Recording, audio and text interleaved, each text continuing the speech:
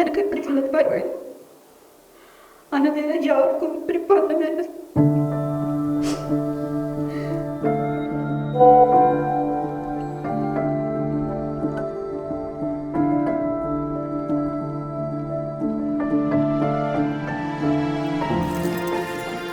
இன்னைக்கு எங்கள் ப்ரோக்ராமில் ஒரு விசேஷமான நாள். இன்னைக்கு நான் ரொம்ப முக்கியமான ஒரு வீடியோவை வெளியிட போகிறேன். அதாவது லீக் பண்ண போகிறேன்.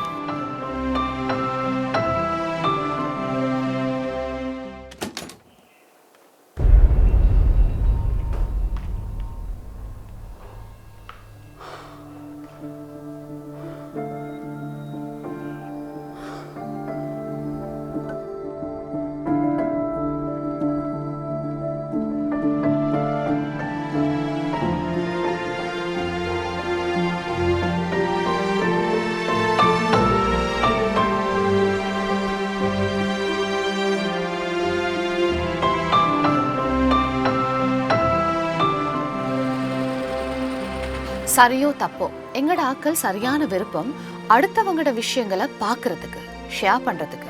அது மட்டுமா, இன்னும் நிறைய விஷயங்களை சேர்த்து இன்னும் அதை ஸ்ப்ரெட் பண்றதுக்கு.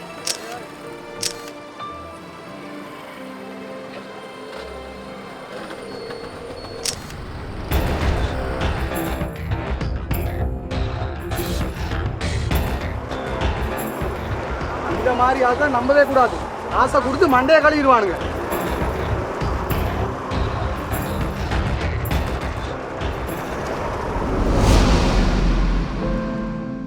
யுத்த காலத்துல தன்னோட அம்மா அப்பாவை கவினா இழக்கிறாங்க. ஆனாலும் ரொம்ப நல்லா படிக்கிறாங்க.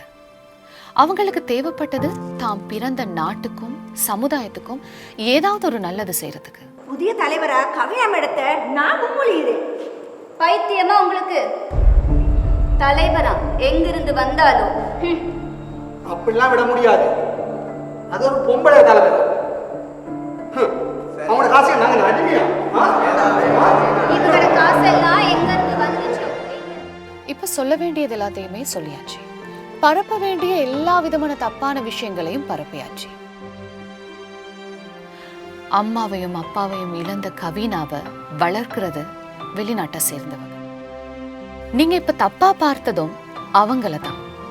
நீங்க பார்த்தது கவினாவை அன்பா வளர்த்த அவங்களோட அப்பாவை.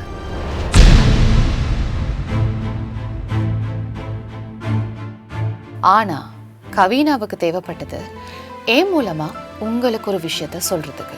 அதுக்காகத்தான் கவினா எனக்கு இந்த வீடியோவை அனுப்பியிருக்காங்க.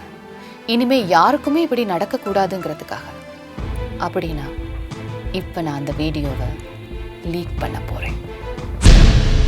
நீங்க இப்ப இதை பார்த்து உங்க வாழ்க்கையில நீங்க ஏதாவது சொல்றதுக்கு செய்யறதுக்கு முன்னாடி, தப்பான விஷயத்த பரப்புறதுக்கு முன்னாடி ஒரு முறைக்கு இருமுறை யோசிங்க.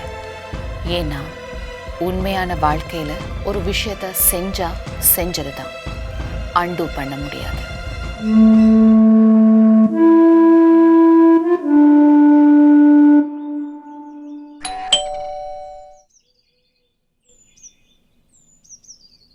சாரி மேடம், எங்களுக்கு பிழைச்சிருச்சு. ஐயோ போயிடாதீங்க.